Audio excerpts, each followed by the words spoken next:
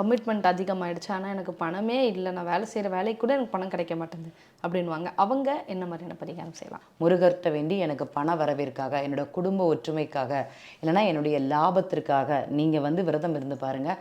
முருகன் கோவிலில் ஒன்று சஷ்டி விரதமோ, ஒரு ஏகாதசி விரதமோ, எதாட்டி ஒரு திங்கக்கிழமை சோமாவார விரதம், இது கார்த்திகை மாதங்களில் மட்டும்தான் இருக்கணுங்கிறது கிடையாது.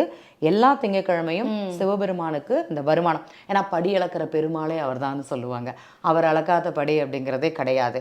நித்தியம் வருமானம், அந்த வருமானம் சம்பந்தப்பட்ட நிகழ்வுகளுக்கு சிவனுடைய மந்திரங்களை கேட்குறது, சிவனுடைய நாமத்தை சொல்கிறது, அந்த சிவபெருமானுக்கு உகந்த நேவேத்தியம் அப்படிங்கிறது கொடுக்கறது.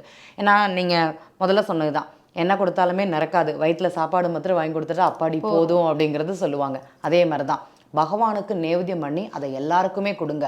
நிறைய மாற்றத்தை கொடுக்குமானா கண்டிப்பாக மாற்றம் அப்படிங்கிறது அவங்க வாழ்க்கையில் இருக்குது.